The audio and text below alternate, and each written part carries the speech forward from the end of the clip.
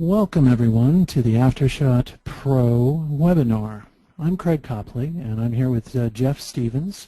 We're product managers for the digital imaging products at Corel. That includes PaintShop Pro and AfterShot Pro.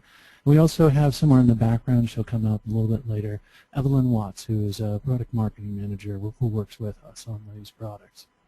So today we're going to talk about PaintShop Pro and AfterShot Pro together, mostly about AfterShot and how it works with PaintShop. And we'll be demoing a number of different things about the programs and how they work together. The agenda is, first of all, kind of a little bit of background on what AfterShot Pro is and what it brings to the table for you. Beginning workflow, how you actually start with AfterShot, really how it connects up with versions of PaintShop.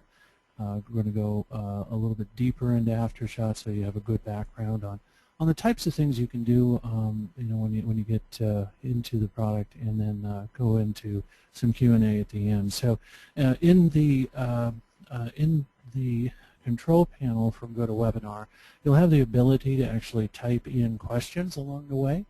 Feel free to just type away on anything that comes up, and we'll either get back to you during the webinar or during the Q&A time at the end of the session.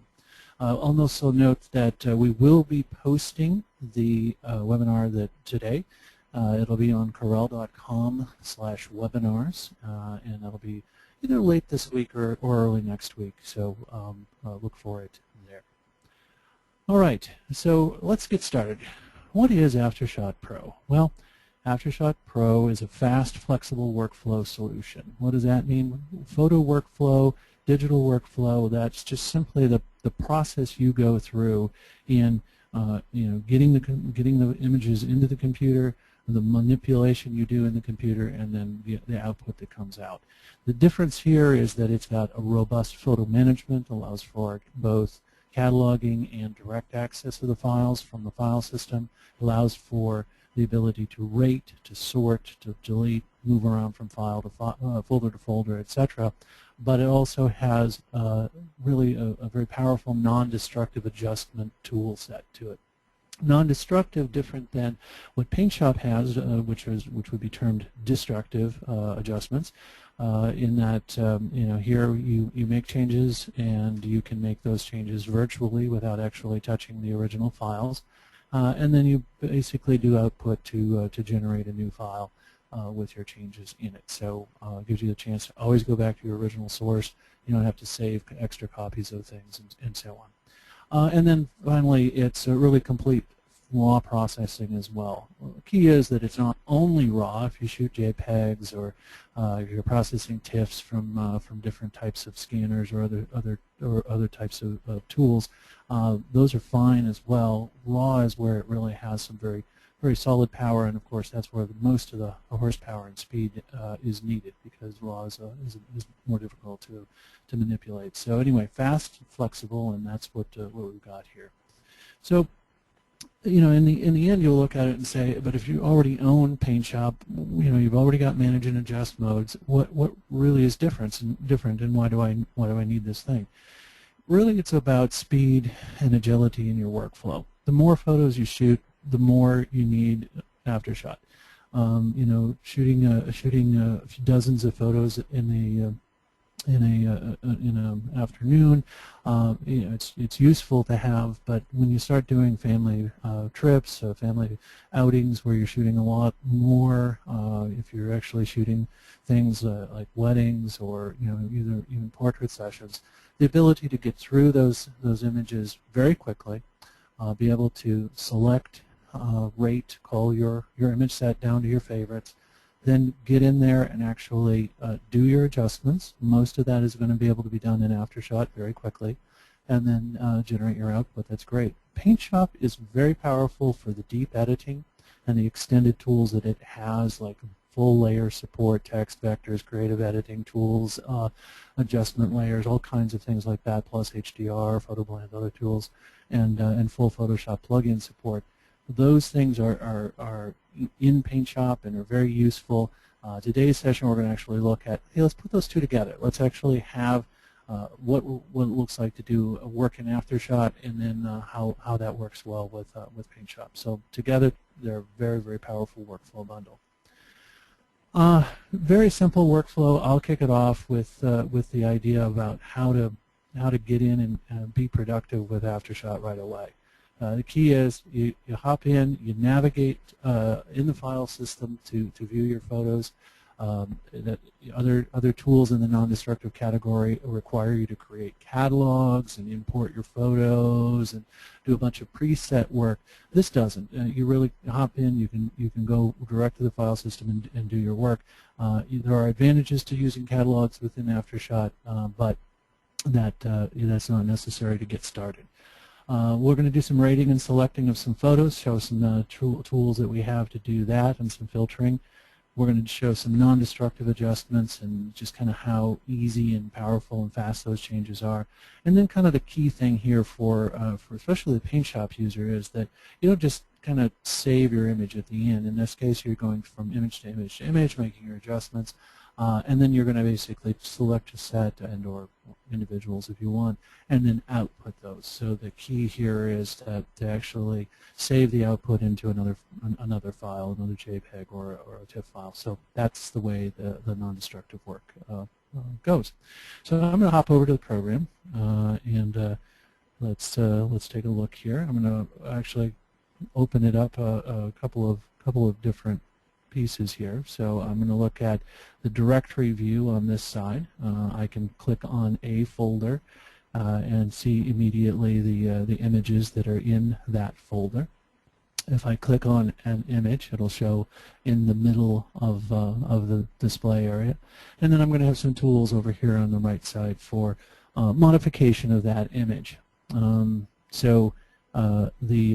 tool configuration may be a little bit different on your screen. What you'll find here is that this is very easy to kind of move things around and adjust what you have showing.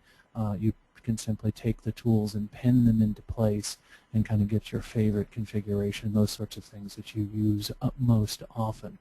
A couple of things to note here. I've just gone into the file system, clicked on this folder. You saw the thumbnails populate automatically, and that's the easiest way to access those. If you want more room, for example, if you're looking at a horizontal photo like this, you can just click this little tab up here in the corner and hide that panel. And you'll come back to it later. You'll need it for other access later or whatever. But you can just click on it again, and it'll open up. So not a problem there. I can click around in my images. I can see different images that I might want to work with. I can just simply go over to the tools in this area and display. So I can just lighten the exposure just a little bit. I can try desaturate it a little bit. I want to do that. I kind of liked it the way it is. I'm just going to double click on this little thumb here, and it's going to go back to its default position. So that looks pretty good. But I do like the exposure up a little bit. So I can move the slider. I can roll the wheel over the slider. I can just type in a number if I want to do something in a real accurate way. And there it is. It's made the change. So when I move on to another photo, it's okay. It saves the changes. It's all non-destructive. It's all in the background.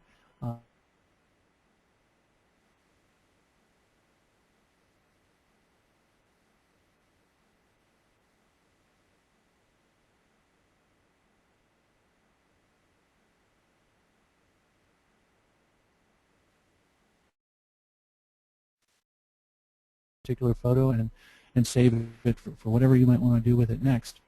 You're going to want to do output for it. There's a couple of ways to do that. We can go up to the File menu and go to the Save File As. That will give me the called the Output tab. You'll see I've got this thing called JPEG Full Size highlighted. I'll just double click on it and show you that there's a bunch of different options and different naming things that you can do and so on. But my favorite way of working with this is pretty simple. I just set this to a relative folder. I give it a name. Usually it's processed, or if there's something specific I'm doing, I'll add that to the name. But what relative means is save the output files I'll put photos in a folder under the one I'm working in right now called Processed. That's all that's going to do. I can actually grab this thing and drop it over here, or you can see the shortcut key here is an F. I can just hit F and do my output. So and you'll see that it's done already. If I go back over to the the directory where I just did the output, you can see that it's out. It's got the actual settings that I had put on it. Here's another one that I had outputted a little bit earlier, so on. So pretty straightforward in that usage. I'm going to hop into another folder. You can see here that I'm actually putting some star ratings on these images, and those stars are my way of picking my favorite ones. Again, the technique that I use is probably to go through a set of images and give them all maybe a 2-star as I run through, and then later on I'll come back and I'll select just those images, and then I'll get it down to, well, really my 3 stars and my 4 stars, my favorite ones, versus rating everything really highly to start with. We also have the ability to do this thing called flag as pick or flag as reject. So you can pick and reject if it's a real black and white thing for you. But I like the 5 scale ratings, so I can pick my favorite group of photos and then my absolute favorite 10 photos out of whatever shoot I might have. So, but I can just basically go from image to image, giving them ratings that I might have. I particularly like this image. I'm going to give that a 4. I can use the arrow keys to go through the folder structure or through the thumbnails, or I can use the bracket keys, which work really well as well. Anyway, I can give these ratings and select my favorites from them. These are all images that have been processed prior, HDR output. But anyway, I pick my favorite ones here. I can make a quick filter selection. That is that I bring up the filter tool here, a little thing that looks like a funnel. I'm going to say, show me all the images that have specific ratings. So these are all the 3 stars and above. Here's all the 4 stars and above, and those might be my favorite images in this particular folder. Once I've got those selected, I can actually select them and do my output at that particular point. Just a quick example of how filtering might work. When you're going to change folders, you probably are going to want to remember to turn that filtering off, because otherwise you'll get into this other folder and go, hey, where are all of my images? That's just again some of the quick flexibility, ease of use that we've got with this application. It gets you in and helps you select photos really quickly. One of the favorite things that I use in the program is that you adjust and then to adjust a group of photos that are kind of next to it. So, if I have an image that I have made some specific adjustments to, and I'm going to actually I'm going to bring the blacks up a little bit more. So I get something that I like in the look of an image. I'm probably going to have a whole set of them. In this particular case, there's probably 40 or 50 images that were shot in this exact setting that are going to have the same lighting conditions, and I'm going to want to adjust them in the same way. So I can set any of these basic adjustments. So I can set any of the other more advanced adjustments that are available in the tabs over here as well. And then I can go up to the Edit menu and I can say Copy Image Settings. It's also Control-C on the keyboard. And what that does is it copies the changes that I've made to it, not the actual data from the image. And then I move to another image and I simply paste those settings, and you can see that it'll automatically make those changes. The other thing that I have the ability to do is, as you can see, select multiple photos. I can actually see those photos all on the screen at the same time. I get 6 images in total to review, and whatever way that I do it, they'll all be available for me. But what I can do is basically I can select a whole batch of photos and just paste my changes, and that all take on the same settings I have provided there. So it's very easy to have a certain underexposure or a certain sort of lighting change that you want to make, or a certain sort of coloring change you want to make. Very easy to just do that to one photo and apply it to a whole batch of photos, and and that's really useful to do that. So let's grab this photo right here. I happen to like this one. It's pretty interesting. I'm going to do a couple of things to it. First of all, I'm going to do a little straighten on it. To my eye, it's a little bit crooked. I have a horizontal line here, and just by clicking on that straighten tool on the bottom, I can kind of straighten out the image overall. If I go through the center of it, maybe, yeah, that looks pretty good. So that's this tool at the bottom. It looks like a little guy that's tilted to one side. Thing right next to it is the crop tool, and I can grab that, and I can use that to set a crop around my image really nicely. I can choose the size of crop I want. I'm using a natural print size for myself on this particular photo. If I'm going to do an enlargement or other type of output, I can do that, as well as I can also use custom cropping, which will allow me to basically go ahead and you know, do something that's not a print size but may be useful for a website, as an example. So that's useful to have. You'll see crop stays on there. It's non-destructive, so I can basically miss the crop, and then I go back into the crop. You can see I still have all the pixels around the edge, and I can adjust that crop later. I can come back tomorrow and reopen that same image and adjust the crop again. Beauty of non-destructive work. So that's how that works. I'm going to also now play up to one other detail, which is, as a non-destructive tool, we also have basically virtual images that we can create. So I'm going to say make a new version from the current version. I also can hit the insert key to do that.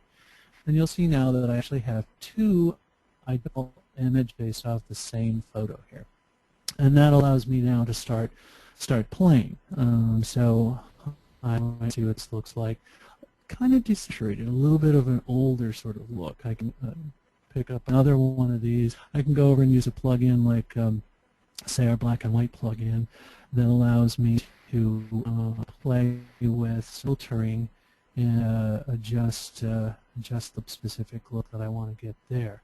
I can also make another copy of that image and go back to some of the filters that are around. So let's do a bleach bypass, which should look horrible on this fantastic piece of art, and I can play with that and adjust the settings a little more, you know, what I might like. So basically, showing here is that I can basically image and produce a whole bunch of different flavors of it, and be able to then use those independently. I'm not making copies of the original. I'm not doing anything that is unusual with the original. I've just got these virtual copies that show the image in one way and the image in several different ways, and it's fabulous for things like wedding photography. You take the bride's photo and you do a little black and white version. You do one which has a little bit of a color effect added to the flowers, one where you desaturate everything to black and white except the flowers,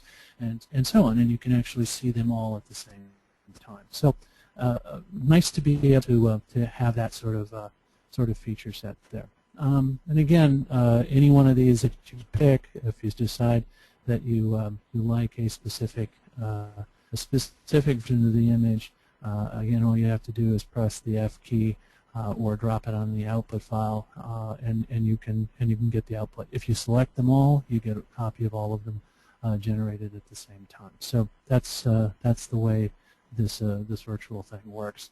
Copy and pasting, the simple adjustments, the ability to kind of filter the set you're working on and output, those are all kind of the major things that you want to be able to do.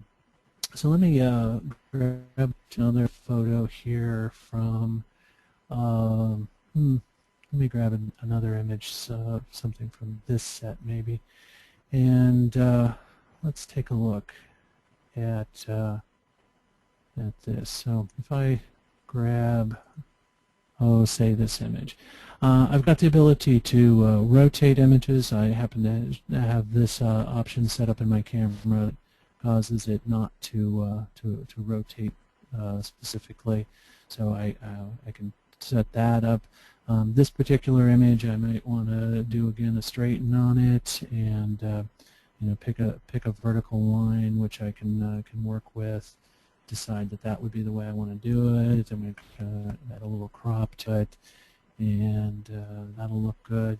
And then I might want to do something more. So let's talk about working with PaintShop. The idea with PaintShop Pro is that we have the ability here to save a copy of the image in the state that it is. It's going to output as a TIFF file, and then it's going to launch over into PaintShop Pro. So we have the ability to use this Edit with PaintShop Pro option. It's Control E. And all I do is when I hit that, it's going to take the photo, it's going to have all the adjustments saved on it, it's going to output it to a TIFF file, then launch over to PaintShop Pro and load it in. So you can see we're now loading the image into PaintShop Pro. That's a different image I was working on. And there it is. So now inside of PaintShop, I can zoom in, I can play with it, I can go over, I can duplicate layers like I might want to do. I can add a curve to that using the curves from PaintShop just to show how this might work. And then I can get the line. There we are. I can make my adjustments there.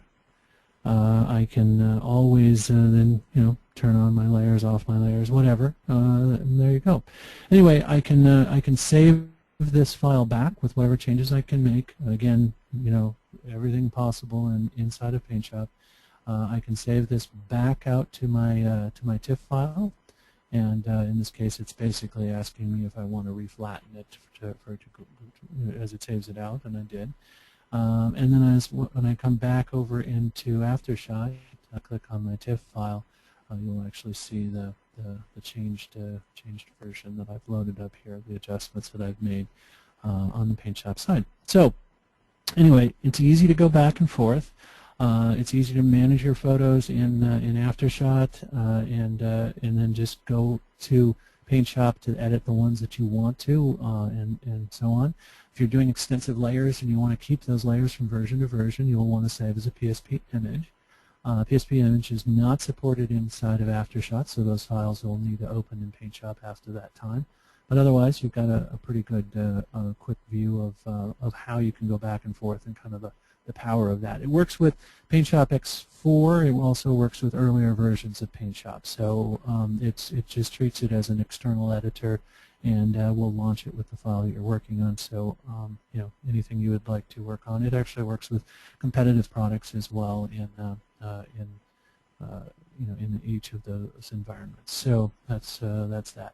A quick overview here of what I just did, and one of the things that I would say is that I like to use the keyboard shortcuts. Once you get used to what the functionality and features of the application are, you can actually go through and use the shortcuts to make your edits significantly faster. Going from image to image by using the brackets, for example, using the 0 to 5 key for your rating system, using arrows to actually change or controls is very useful.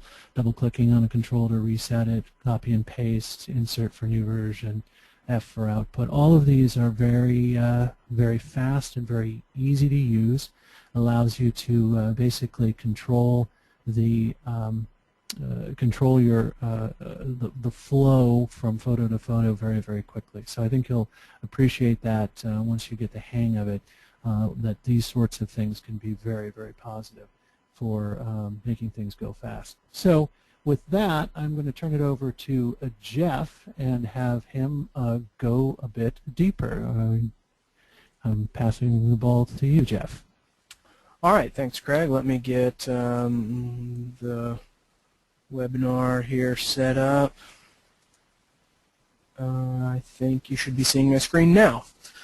So what I'll do is I'll take what Craig said, some of the examples about how to work with lots of files quickly, the shortcut keys, some ratings, some editing, show you some plugins to AfterShot, some layers, non-destructive editing and layers, healing and cloning, all those sorts of things, all in the context of this sort of one folder, one shoot that I did over a few days a couple of years ago. And I'll just sort of walk through the process, how I approach a project like this.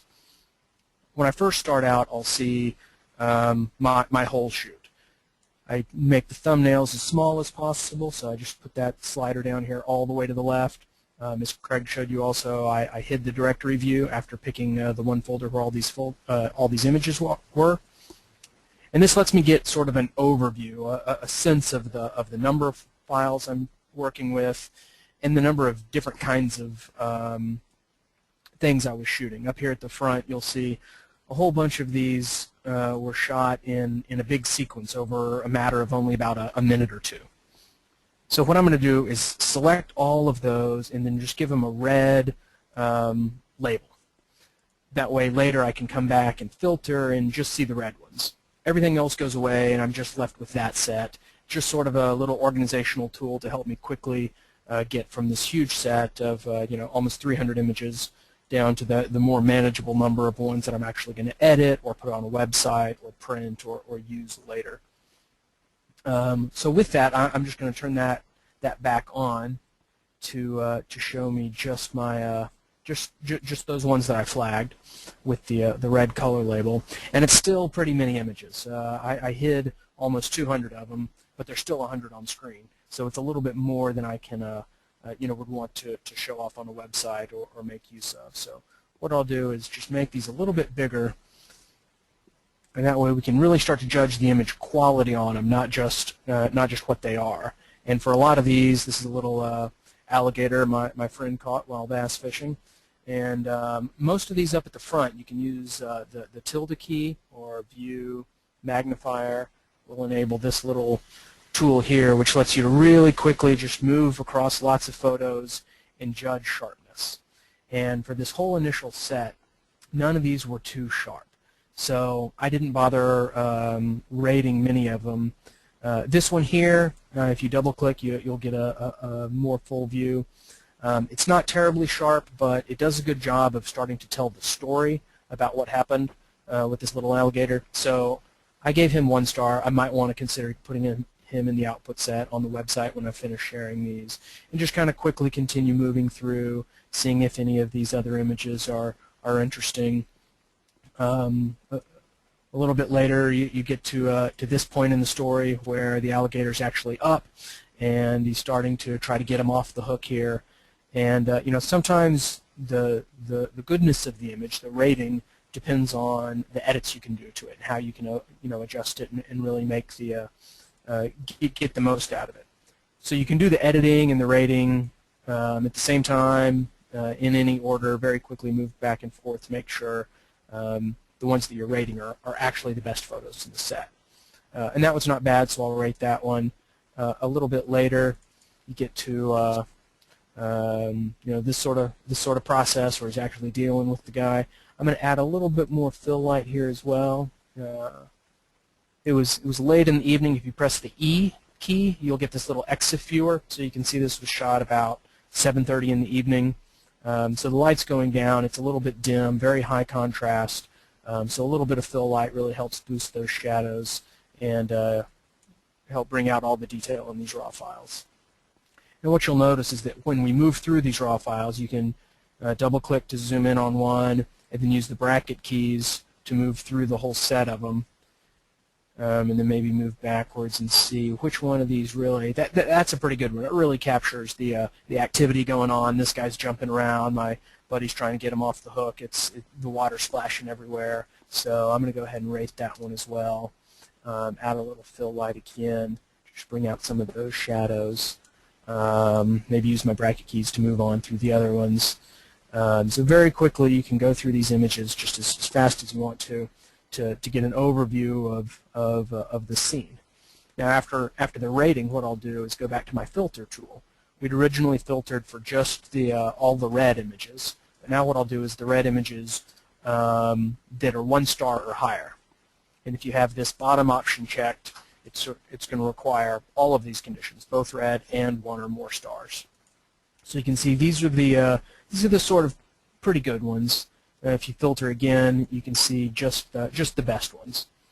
So very quickly you can get from that huge set of about 300 images down to a much more manageable number, and very quickly get down to a set that you can actually edit and start working with. Now once you're done with these, we'll just unfilter, unrate, get back to where we were, and actually what we'll do is we'll say doesn't equal red. So, oops, I clicked it twice, didn't I? There we go. So now here are the rest of the photos out of that shoot. And we can go through these and start looking at maybe making some image adjustments. And we'll start with one maybe down here, kind of like this scene here. Buddy's in the boat, just kind of end of the day. You can see if you look at the histogram, it's pretty low contrast. Nothing in the bottom quarter at all. Everything's kind of skewed. If I hit auto contrast, it does a really good job of sort of starting out for me, adding a lot more contrast, stretching that histogram out. What I might want to do is go a little bit further and really just drop those shadows, get a little bit more depth, maybe about like that. Add a nice little contrast curve there as well. But what you can see is down in this bottom left corner, the reflection of the boat and this shrub over here is reflecting off the water and making this whole bottom portion of the image a little bit brighter than the rest of the image. If I do my exposure adjustment, well, it's getting darker, but so is the rest of the image as well. So what I'll do is open up my layer manager that opened on the other screen. Let me pull it back into view. When these things move around, if you just click this little home button, it'll send it back to its home right underneath the button to enable it. And what I'm going to do is make a new adjustment layer and just kind of pick this portion of the image down here that's a little bit brighter than the rest of the scene. Just like all the other adjustments, everything in AfterShot is completely non-destructive. So even these layers, you can move them around, you can make them bigger or smaller. I'm just moving my scroll wheel on the mouse, just rolling it up a little bit to make that transition from the fully adjusted area outside, nice and soft, kind of broad like that. So once I have my region selected, now what I'm going to do is go back and drop the exposure. And if I click on the hand cursor here, it'll make that the outline go away. And do something about like that. So it just kind of makes that bottom corner the same exposure as the bottom right corner. I'll open my layer manager again and toggle that one adjustment on and off. And you can see that I just kind of normalize that exposure down in the bottom. Very quick and easy. So those are some of the non-destructive local adjustments that you can do in AfterShot. Still working on the raw file, completely non-destructive, but very, very quick. And one thing to remember is when you start working on adjustment layers, the layer that you're working on will always be shown in this drop-down up here. If you forget that, you might come down and start making other adjustments, saturation, and the whole image isn't changing, just that one area that was in the region. And if that's not what you want, just remember to look, oh yeah, I want to go back to the main layer. Now when you do that and change saturation, the whole image updates again. So if you're ever editing your image and it doesn't seem to be doing the right thing, make sure you're on the layer that you want to be adjusting up here. I'm going to switch back to thumbnail mode. You can press F8 or the icons up here move you from thumbnail, preview only, or both thumbnails and previews. I'll move back to thumbnail mode and show you another really useful tool, which is selecting multiple images to try to find the best one out of a set. So what I've done is I've selected 6 images here. Now we'll just switch back into single image mode. The thumbnails go away and just my 6 selected raw files pop up. Now if I double click to zoom in, I get a nice one-to-one view where I zoomed in. But if I zoom back out, while this alligator was approaching, I was panning the camera around a little bit. I was also zooming in and out a little bit. So he's not in the exact same place in the frame. So when I double click to zoom in, I get a really nice look of his eye in this middle one on the right, but not on the other ones. And when I pan around, they all pan together. So what I'm going to do, in the very bottom right is this little lock icon. If I unlock it, that allows me to move each image around individually and get the same part of the image that I want to look at all lined up in the middle of the frame here. Okay, now once that's done, I'm going to lock again. So now when I zoom in, it's going to stay, each image is going to stay where I put it, but they're going to zoom in, zoom out, and pan together. So this is a great way to take a look at a bunch of images like these 6 here and find the one keeper out of this series that I'm actually going to work and edit on. Now, looking at these, the top 2 look a little bit soft.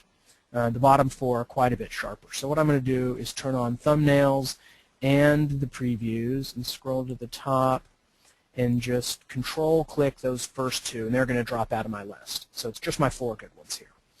And actually, looking at this bottom right one, it's a little bit softer than the others as well. So I'll scroll down to the bottom of the list, drop him off, and you can see that also the images rearrange themselves to make sure that the preview is as large as possible. With only 3 on the screen, this portrait view gives me a little bit better view, so it automatically resizes those for us. Now these are all just about the same sharpness.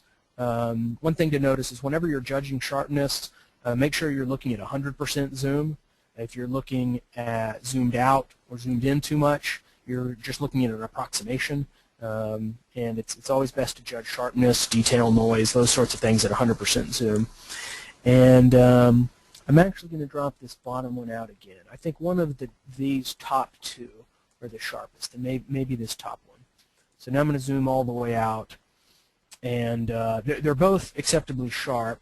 But I think I like the composition of this bottom one a little bit better. The top one has these lily pads, and they kind of get out of the way, so they're a little bit annoying. So what I'm going to do is drop that one out, and this one is now my keeper. So I'll go ahead and rate him 2 stars. We'll unrate this guy just to have this one selected.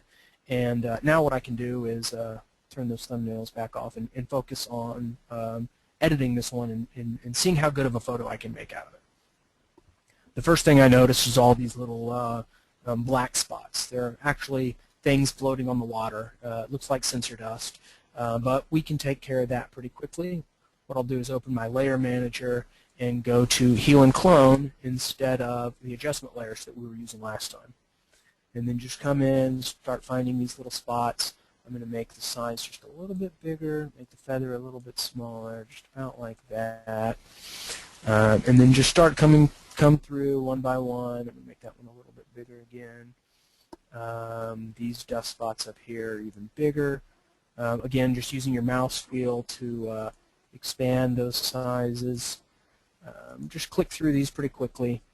And as you do it, if you press the space bar, the circles go away, and you're left with just the final image, which is a really handy way to judge how well you're doing. You can also click on the hand cursor up here on the layer manager and toggle the adjustments on and off just like this. So you can see the ones that we're attacking here with our tool are going away, and you just go through one by one and edit all these away. Very quick and easy. Down here you'll see a set that are all pretty close together. So what you can do is, instead of healing with those little circles, is we can do a clone. So what I'm going to do is just select an area down here around all 3 of these dots. Double click to finish my selection, and what you'll see is a red box and a black box. It's going to copy the contents from the red over the black area. So this is a great way to heal or clone out larger areas without having to do individual circles around each one of these things. Double click like that and move this to a nice clean area. Boom. So switch back to the hand cursor, and very quickly you can see that we took this shot, which was pretty messy, and got better results really quickly. If I really wanted to go in and edit every single one of these or do any very fine detailed retouching, switching over to PaintShop Pro, creating a TIFF like you saw Craig do, a tool like PaintShop is really ideal for the very detailed retouching. What you've seen me do here is pretty much the most that I would do in AfterShot as far as retouching before switching over to something like PaintShop to finish up that job. But this is looking pretty good. I'm satisfied with the results right here. Now what we'll do is I'm going to double click to zoom in, and you can see that I have sharpening turned off here. I can turn in the built-in sharpening to, whoops, I fell for my own trick. I still had the heal and clone layer selected, so I was just sharpening those clone images, clone sections. Switch back to the main layer, and you can see the sharpening is on sort of the default amount. What I'm going to do is turn sharpening off and go use a plugin. If you click on this plugins tab, you'll see that I have this Wavelet Sharpen plugin installed. I got that from this website. If you go to AfterShotPro.com, you'll be taken to this page where you can find all these various plugins that you can download for free, install them right in the application. If you click on the Popular tab here, you'll see the Wavelet Sharpen. That's what I'm using. Switch back to the application, and that's it right here. And I'm just going to turn it on very quickly, and you can see a whole lot more detail, a whole lot more sharpness pops out very quickly. You can edit it, adjust the settings if you want to, get a little bit more control. I think the default settings are pretty good. Very nice starting point. A lot more sharpness, but it doesn't introduce a whole lot of halos or sharpening artifacts. So it's a great tool to really refine the sharpness of your images. Once you get it how you like it, just click back over to the thumbnail view and move on with the rest of your images. That's one of the best time-saving features about a non-destructive editor like AfterShot. You don't have to create an output image or hit save. You just move on to the next set, and very quickly you can process through a huge set of images very fast. So at this point, I think I'm going to hand it back over to Craig and see if he's got time to walk through the HDR example with a set of images, or we can open it up to questions if we have anything coming in from the crowd. Thank you very much, Jeff. That's great. So that's a good reminder to everyone. Just if you've got questions that have come up, go ahead and type them in, and we'll pick them up at the end here. We've answered a couple along the way, but you know, if there's something that's on your mind right now, just go ahead and type it in and get it on our list to look at. So let me hop back into AfterShot. I'm going to actually go into HDRs. If you're not familiar with HDRs, the basic concept is high dynamic range photography. Is you're going to take multiple shots of an area or of an image that you want to produce, and you do that with auto exposure bracketing on your camera. This effectively produces 3 pictures every time you click the shutter. You can also do draw and JPEG at the same time, which I a lot of times will do just so I can find my HDRs in the rest of the photos that I might be shooting at any one time. The way that I generally process these is I actually will start over in PaintShop, and by going into I'm going to hop over to the Manage mode here in PaintShop. And what I will do is I'll actually go into my folder of HDRs, and I'll actually select the brackets that I want to work with. There's basically 3 shots that I've got right here. And then I'm going to go into the HDR tool and do a batch merge. Now this particular function I'm showing you is only available in X4. X3 had a smaller version of this, but did not have the capability of batch merging. So that's kind of specific to this this particular version. When I launch into the batch tool, I will see my brackets on this side over here. I'm able to basically save output. I can choose the output location, output type. I can actually have it align and so on for me, and I can click process. And then it'll go and burn through all of these and give me kind of a test output, if you will. So it's going to show if the photos are reasonably aligned. It's going to show if they're kind of the nature of what I was looking for in that particular shot. Once that's done, I end up with a folder that is basically a whole bunch of images. Again, I can look at those in PaintShop, but one of the things that I will regularly do is I'll actually go to that processed folder in AfterShot. This gives me the ability to do what you've seen us do before, which is to go from image to image to image, quickly looking at those that would be your favorites. If there's any very light touch-ups that are necessary in the resulting photos, you can just do that. This one catches my eye. I have already done a little bit of a straighten on it, and I've already done a little bit of a crop on it as well. You can see that. Again, non-destructive work. And then I can always do a little bit of other adjustments to that particular photo as well. But anyway, this is something I like. It looks really nice. I can just go with that. That might be something I'm going to output at this particular point.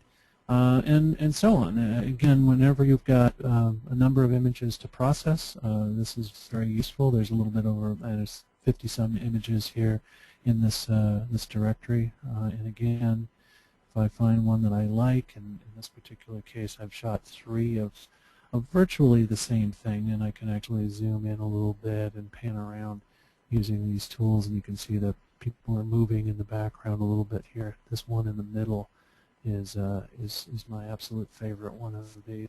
So I can again make some adjustments here to my liking, and I can actually take that and hop back over to PaintShop with it for some final touch-up.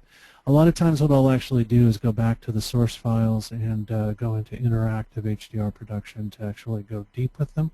But in this case, I'll just do a quick tone map to show you what this image looks like once I do that. So I'm in PaintShop. I'm going to go to my local tone mapping, and that doesn't look too bad right there at all. So I'm going to go ahead and do that. And anyway, you get the basic idea. So it kind of gives me the best of both worlds. I have the speed and agility in AfterShot to be able to go through. I can come back over here and use some of the other tools that I don't have available to me on the AfterShot front. Basically, save it out, go ahead, post it to social media, do anything like that I want to. It's all available to me on this side. One last thing I'll show just very briefly is anybody who does anything with Timelapse will appreciate the idea that you can hop in with a sequence of time-lapse photos and pretty much quickly bounce through and find the perfect shot. If you're really looking for one of those, the type that I love, which is something like this, where you've got lots of action and lots of squiggly lines where cars are moving around, that's pretty cool. When you're really doing time-lapse, you may want to do something where you actually recrop the image and choose one of the HDTV form factors for the output, so you can actually go from the camera's normal size to something which is more normal for your television viewing, so you have 16:9 format, for example. The fact that I've done this crop on this one image, I can copy that, and then I can go in and basically paste that to a whole bunch of images. In fact, I've done this to thousands of images at one time, and then do the output, and I've got absolute control over placement and healing and lighting as I'm going to take those images, output them to a folder, and then go over into Video Studio to actually animate them into a time-lapse video. So I don't have the resulting time-lapse video from this to play with right here, but you can see where it's going. So with that, let's hop over and see what we've got for questions. Evelyn, are you there? Have you been looking at what's come in to talk about? I have, and since we have a couple minutes left, I think it would be great now if perhaps either you or Jeff could discuss some of the advantages of the cataloging features when it comes to sorting, finding images, and so on. We've had a couple questions like that. Sure, I can talk about that. So everything that you saw me do was just in a single folder. I clicked on a folder on my desktop, and I was viewing either all of the images in that folder or filtering out just some of them, just the ones with the red label or certain ratings, things like that. If you come back to images time and time again, or if you have a folder that contains subfolders and more subfolders and more subfolders, and you want to look at your whole catalog of everything you've shot, that's when catalogs become really handy. You can import tens of thousands of photos into a catalog, and what that does is it lets AfterShot know a little bit about all of those photos, when they were taken, what equipment they were shot with, ratings, labels, tags, other metadata, so you can very, very quickly find an image shot with a particular camera or a particular day, or see all of your 5-star images regardless of where they're kept on your computer. So it's a really handy way to get an overview of lots of different things. Craig mentioned this at the very beginning, but I'll repeat it. You can have a catalog if you want to, but you can also completely skip it, and you can choose to catalog at any time. What you saw me doing was just editing from a single folder of images on my computer. I could import those right now into a catalog, and I wouldn't lose anything. All of the edits and adjustments that I'd done in file system mode would come right over into the library. And as I continue to shoot, I'd import those new catalogs into that same library, and that library would just grow over time, and I could very quickly browse through lots of photos, anything that's in that library to find exactly what I'm looking for.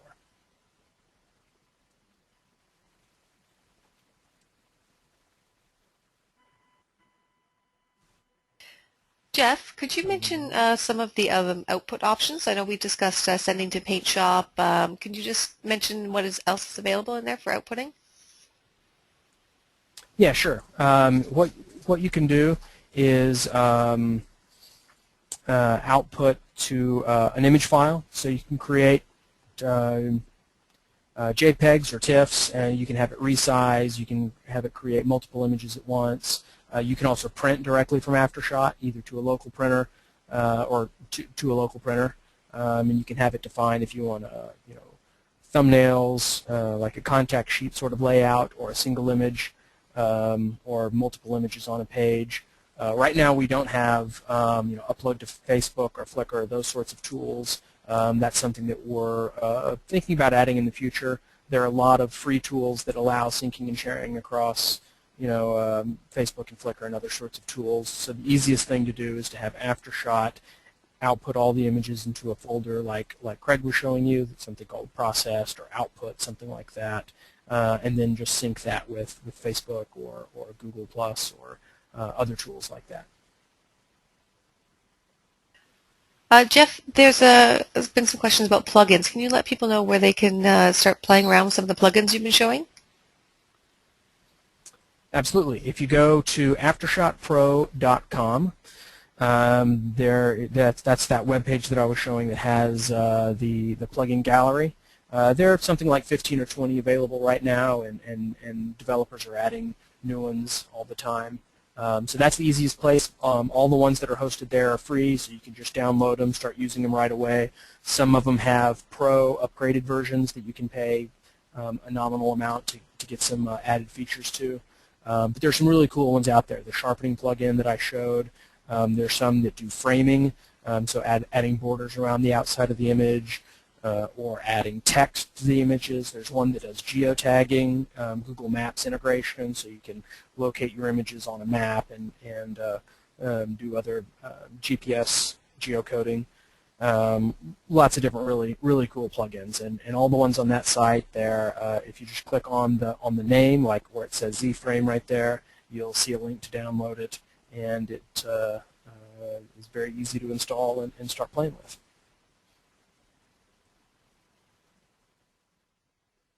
That's great. We're actually just a couple minutes left. Craig, is there anything else you wanted to add?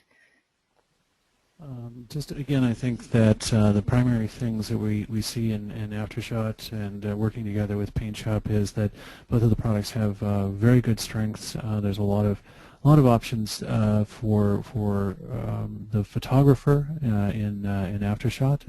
It's a great destination by itself, and I think again working together with it and PaintShop gives you the kind of the best of both worlds. I see a couple of other questions there about what the cost of AfterShot Pro is and if there are any deals currently. I think you can talk to that one, Evelyn. Yeah, I can. Right now, actually, if you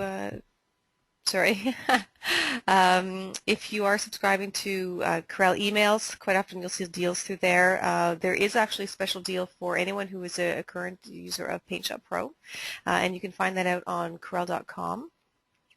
I did want to mention that Craig, you mentioned at the beginning, though, that the webinar is being recorded, and we'll be posting it on Corel.com/webinars. From there, for anyone who's got more questions or want to get a little deeper information on kind of the other things that you can do with AfterShot, there is access to any of our previously recorded sessions. So full kind of in-session training with Jeff, you can access there as well. So, if there are no other questions, Yeah, that's great. Thank you, everyone, for coming, and enjoy the rest of your day. great. Thanks, Jeff. Thanks, Craig. Thank you.